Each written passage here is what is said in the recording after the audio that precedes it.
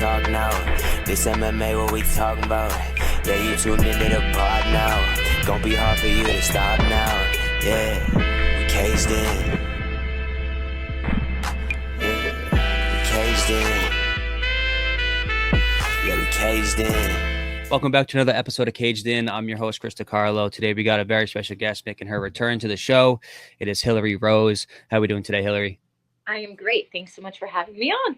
Of course. Thanks for coming on. I know you got a big fight coming up in a few weeks. Cage Titan 69. You're going in there versus Natalie Schlesinger, who is 3-2 as a pro. This one's going down at Atomweight, 105 pounds at first for you. I definitely want to talk about that a little later on.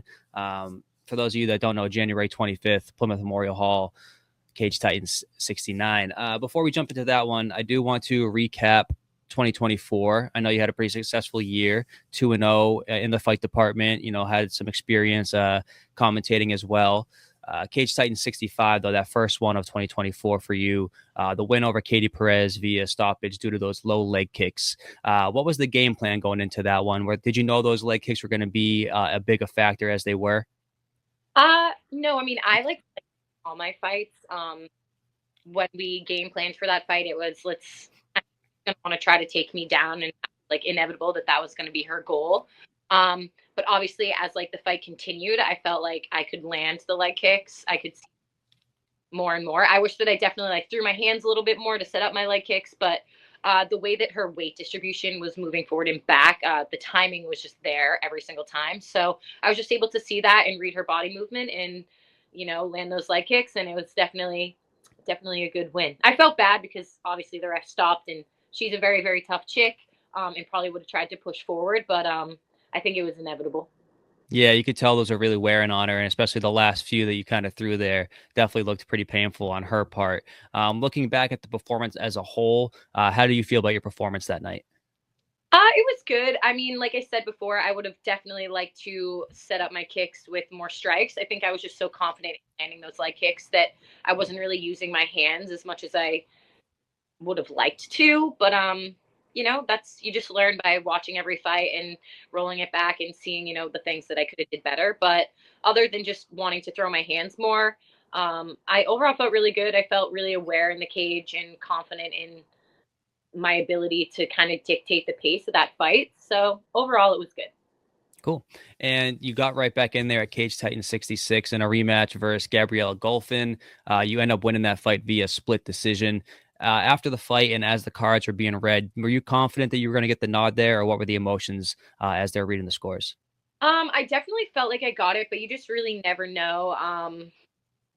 It sucks, like winning a split decision. It almost feels like you lose, because somebody, obviously a judge, thought that you didn't win. Going back and watching the fight, I definitely can see where I maybe was just up on just a little bit of points than her, finishing on top in a lot of the rounds, landing more significant strikes, almost getting a submission in the beginning. But, I remember looking at my coaches and being like, oh, fuck, split decision.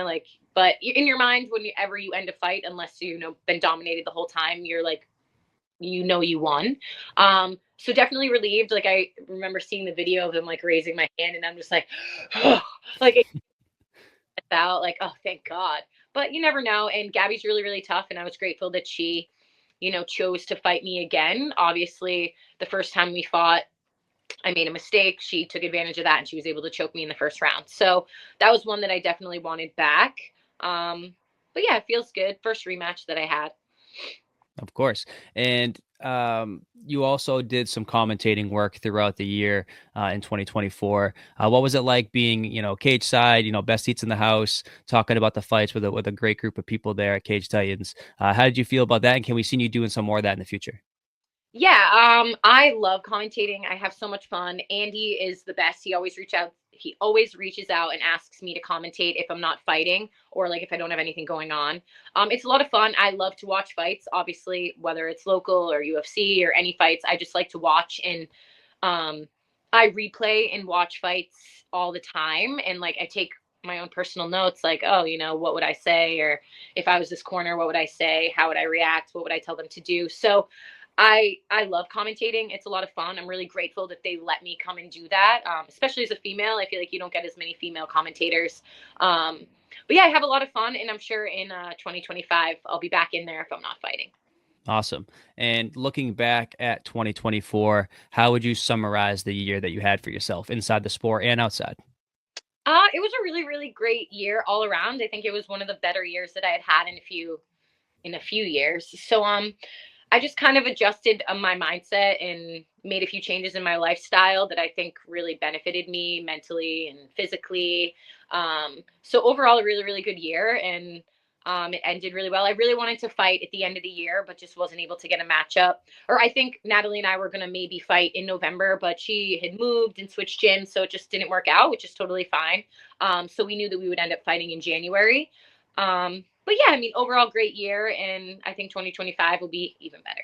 Awesome. Let's get into that next fight. It is at Cage Titan 69 versus Natalie Schlesinger. Atomweight, 105 pounds. Your first fight in the weight class. What prompted this move in weight? How have things been going for you weight-wise? Has camp adjusted at all? Just give me the breakdown of the weight here. So when I was fighting at 115, I was walking between like 128 and 132. During the summer, again, I just made some lifestyle changes. I stopped smoking weed. I stopped binge eating. I did a lot of like things that I was doing before, and my weight just kind of naturally went down. Um, Kind of walking at like 121, 122. Even when I fought Gabby, I didn't have to cut weight. I walked in, I weighed in at 120. So it was just kind of like, I could fight at 115. If I get a fight at 115, great.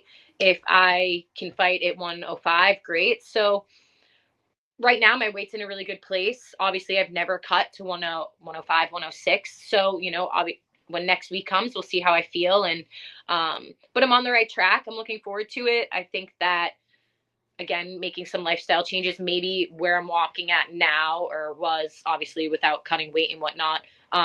105 maybe is where I should have originally been, but I was just living a different lifestyle. But I feel good. I feel the strongest I've ever felt, physically, mentally. So it'll be a good change, and I'm curious to see how the weight cut goes, how I feel in the cage, how I feel against another girl at that weight class. I know that she's fought at 115 a few times, but girls were a little bit bigger. So yeah, it'll be fun. It's definitely different. I don't think I've weighed 106 pounds in like the 7th grade. So it'll be interesting. But yeah, I'm looking forward to it. And I think that my cut's going to be pretty clean and pretty good. So we'll see how it goes. For sure. I feel like we don't see many fights, especially on the regional scene around here at this weight class. Have you like been able to like look at any regional fights in this scene that have taken place at that weight class and been able to like kind of take notes or whatnot about just the specific like size difference? Definitely when I watch like 105, there isn't many 105ers again in this area. They're usually, I watch a lot of the Invicta fights that are 105 or like LFA, things like that, because there aren't that many girls that are that small. But I do find that when I watch girls at 105, like the flyweight division for men, they're much faster. They move a little bit lighter.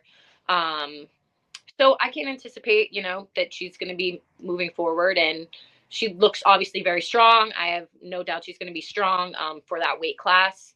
So yeah, I mean, I think that they're a little lighter on their feet. They move a little bit quicker. I don't know if that's like a weight thing or if it's just like fast twitch movement. But yeah. Nice. And let's talk about your opponent a little bit. What do you know about Schlesinger, and then how do you feel about her as an opponent for you? I think that she's a great opponent. Obviously, I'm expecting the best version of Natalie Schlesinger, as she's probably anticipating the best version of myself. I know that she likes to shoot for takedowns. She's pretty good at setting up her strikes to then shoot. So I'm anticipating that she's going to want to take me down, especially if she's watched some of my fights in the past.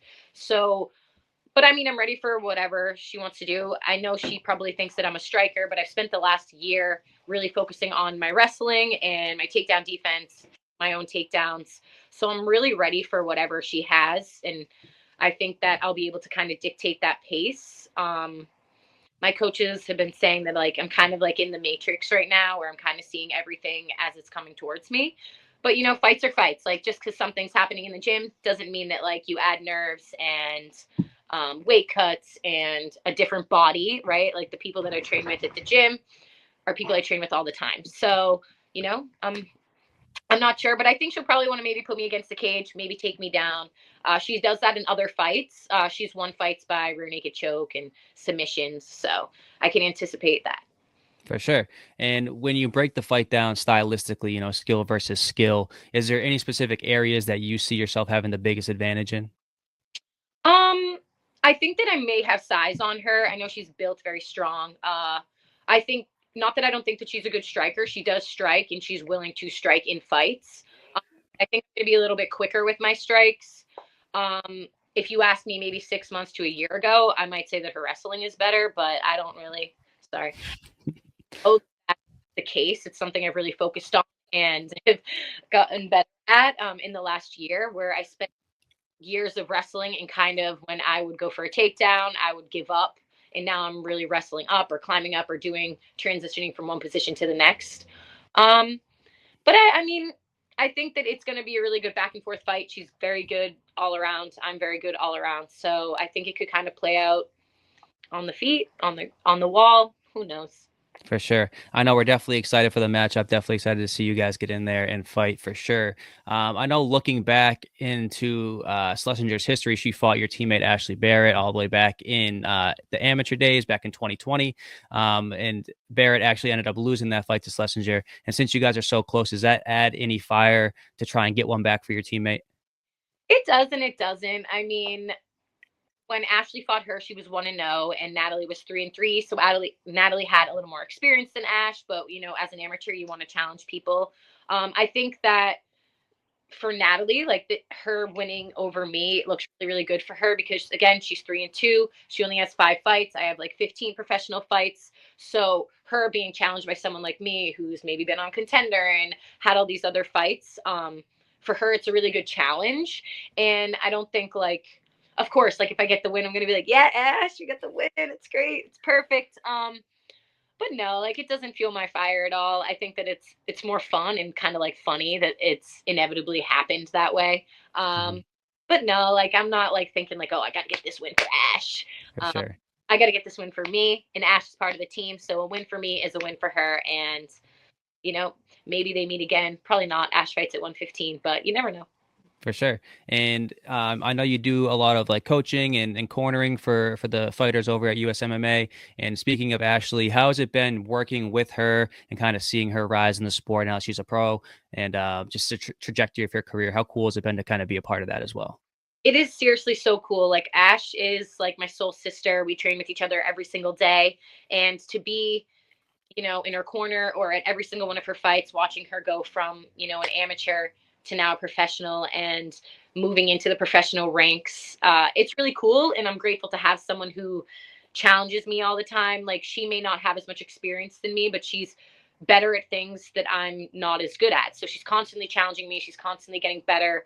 And it's cool to see her from the very beginning when she was like 14 years old when she came to the gym to now being 22, 23, and seeing her go out there and be a pro. And I'm grateful that she enjoys having me in her corner or being someone that she can rely on because a lot of things that I maybe made mistakes with coming up, I can kind of hopefully guide her in the right direction of don't make these mistakes or do a little bit more of this, do a little less of that.